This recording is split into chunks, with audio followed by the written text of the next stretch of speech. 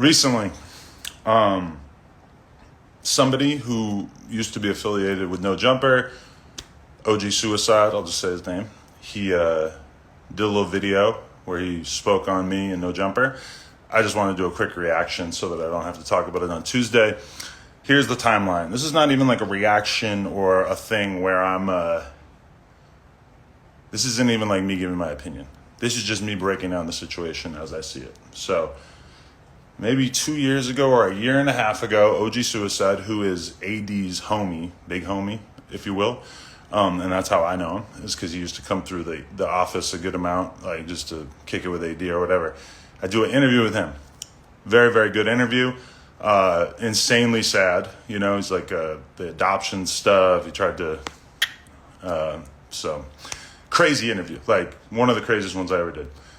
After we get done the interview, he says that he wants to get into doing YouTube. He wants to talk to people. He wants to do content. I told him that the spot that we were in at that time would not be a good fit for that because we didn't have enough room, but that we were trying to upgrade, and that once we got into a new spot, if we had additional studio time, that we would be happy to let him use the space. Once we get into a new space, we said, okay, you can use it. I did this for two reasons. One, because I was moved by his interview. Two, because AD, someone that I cared about / still care about in some sort of hypothetical alternate reality. So we let him use the space, and that was fine. You know, he did a bunch of interviews for like the last 8 or 9 months, if I'm not mistaken. Mostly sitting down with different people from the NoJumper universe, brought in some other people from his own universe, that sort of thing. And it was fun. To be honest, the channel never got enough views for the channel to be monetized, you know? Because I think like that was part of what I told him, is I was like, well, I'm not going to put your stuff on the main channel, or actually I told him I would put like the first 5 episodes on the main channel to sort of get the ball rolling for you. And that then we'll start a channel and we'll help you run it and stuff. And if we can get it monetized, we'll split the revenue. That being said, it never got to the point where we could even monetize it. So no money was ever earned by this channel, right? So fast forward to, and just for the record, I consider this to be probably one of the most selfless things that I've ever done as a content creator. I've never just like, you know, I've given people shows on my channel that earn money for the channel, right? But I've never just like given somebody,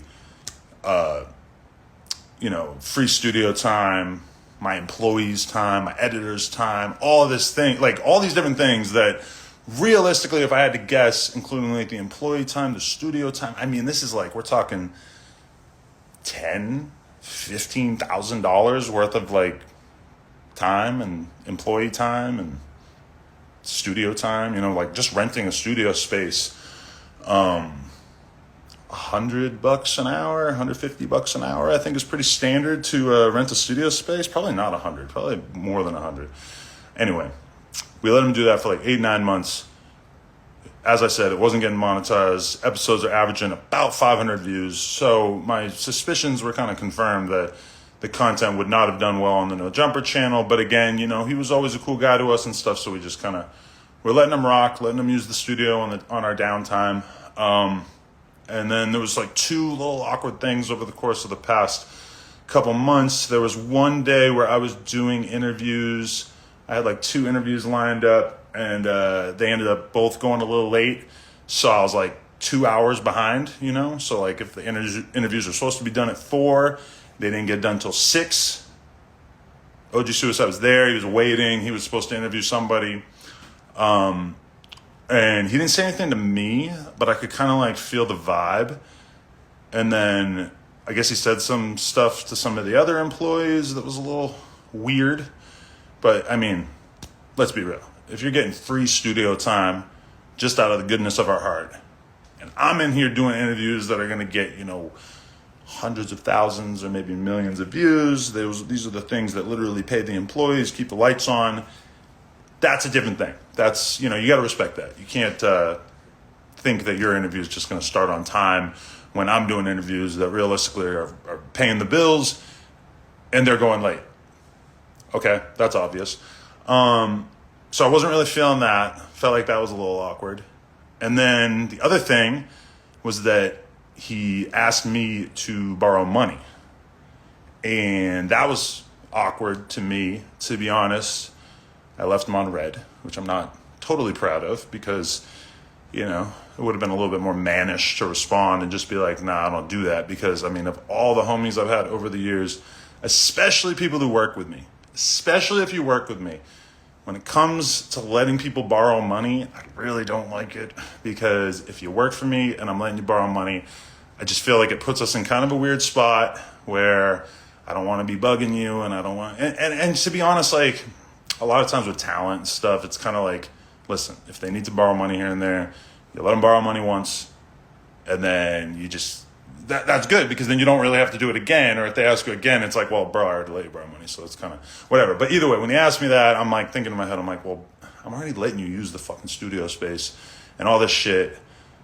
I feel like that would be weird. Anyway, so that was already stewing around in my head.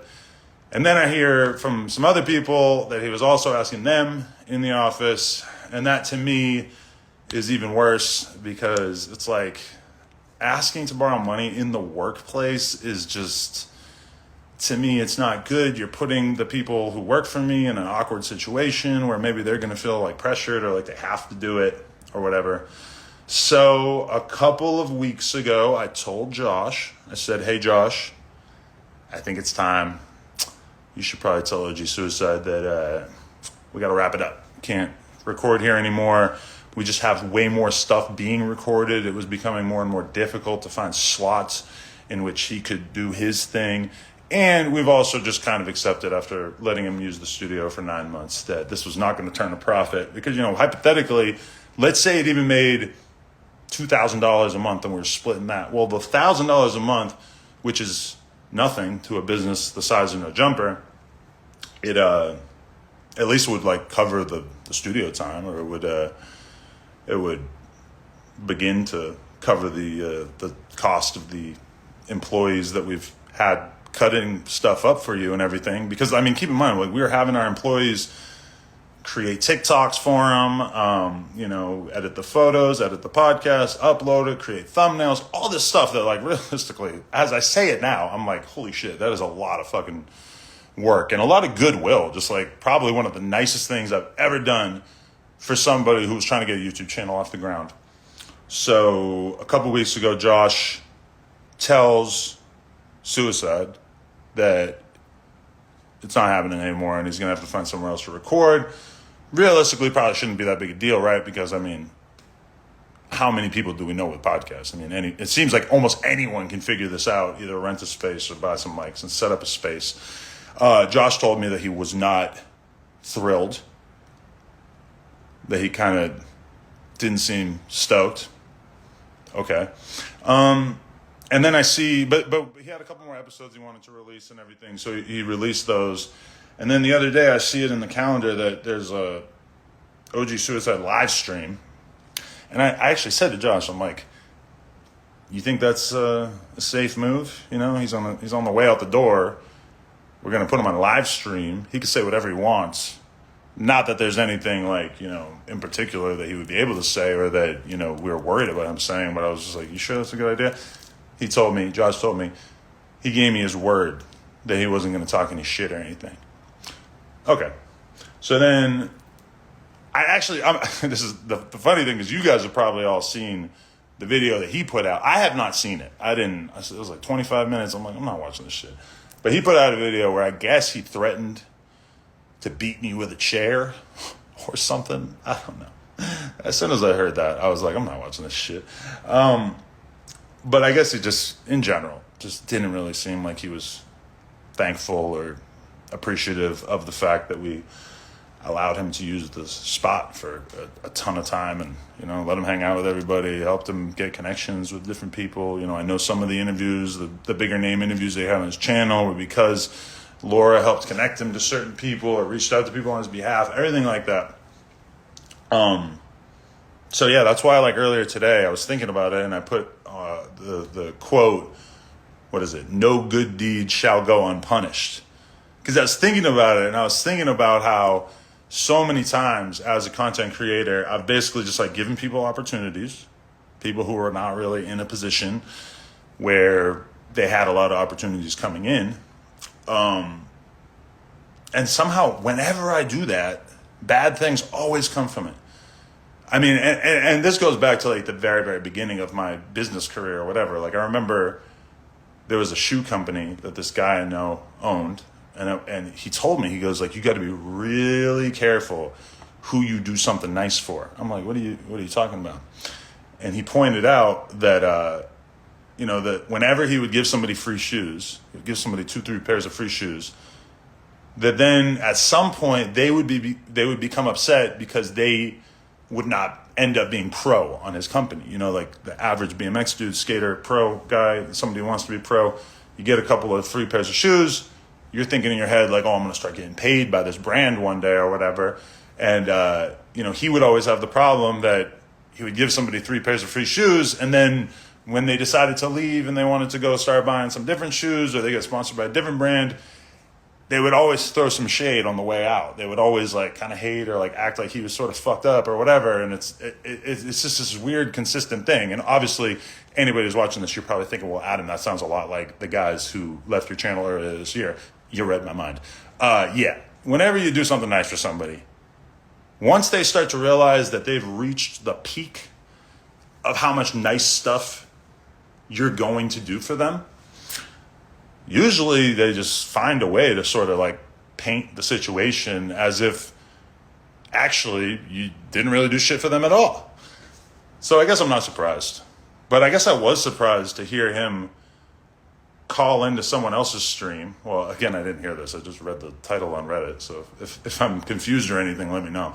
But people basically saying that, or he said that he just didn't receive enough promotion. So, aside from just having my editors cut up the podcast, create the thumbnails, create the TikToks, create the reels, we also were posting a bunch of the clips on the Clips channel. We did that for a while. I don't know when the last time we did that was, mostly because his guests have just been smaller, so we haven't really had that much of a reason to post too many of those clips on the Clips channel. But we were posting the reels from time to time, around that same time. We haven't done that for a few months. And we would also post the photo of him and the guest on the community tab on the YouTube every time he did an interview. 4.7 million subscribers. That seems like kind of a big deal. And I instructed one of the employees who helps me run my Instagram and my TikTok. Shocker, not everything that is posted on the story on my account is posted by me. Sometimes I have people helping me out. All the time I have people helping me out just because it's too much work. But they would post about all of his interviews on my story. My Instagram story usually averages like 50 to 100,000 viewers. My Snapchat story usually has like 500,000 viewers.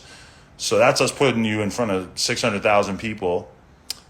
And then the community tab, that's another 4.7 million people that might potentially see it.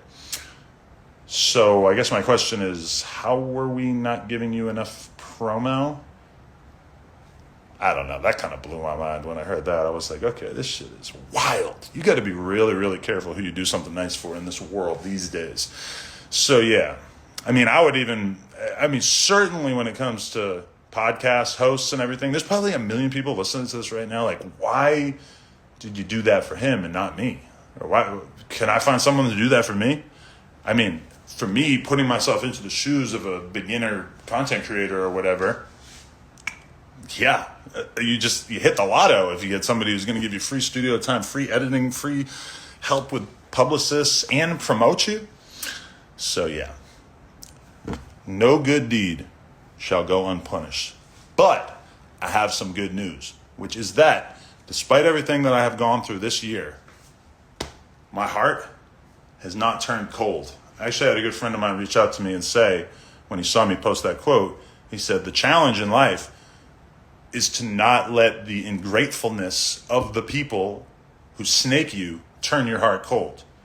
He probably phrased it a bit better than that. But I say all that to just say that even though quite often, even when I give people interviews, some percentage of the time when I give people interviews, they basically do some fuck shit afterwards and diss me or whatever. And that's fine, because it's just how the game goes. That's how the cookie crumbles, is that maybe if 2% or 5% of the people I interview end up going to be haters and talking shit, that's okay. But that's just me doing an interview. With the suicide thing, I was a little let down because I just felt like I had done so much for you and didn't ask anything of you. I just look, I just came into your life, did a ton of positive stuff for you. And then once I let you know that it just realistically wasn't going to keep happening because it just didn't seem like there was a future in it for us, we get disrespected on the way out. So I guess I just say all this to warn people out there. Be careful who you do something nice for. And also, if you're in that position, if somebody ends up doing you a big ass favor or like just helping you out a shitload along the way, and then at some point it becomes like, oh, maybe they're done helping me out, maybe they've kind of maxed out the amount of help that they're going to give me, you should not take that as an invitation to shit on them on the way out. Loyalty means that you show love even once they've kind of reached their limit in terms of how much they're going to help you out. So yeah, I say all that just so that I don't have to talk about this on Tuesday for the NoJumper show, which will be premiering at 6 p.m. Like always, I'm going to keep this short. I could go way longer. From what I've seen on the comments on the Reddit and on YouTube and everything, it seems like everybody already agrees with me or understands. But I just wanted to flesh things out so you guys could really understand and so we could kind of put a cap on this whole little saga. So thank you very much to everybody who watched this. We out. Appreciate y'all.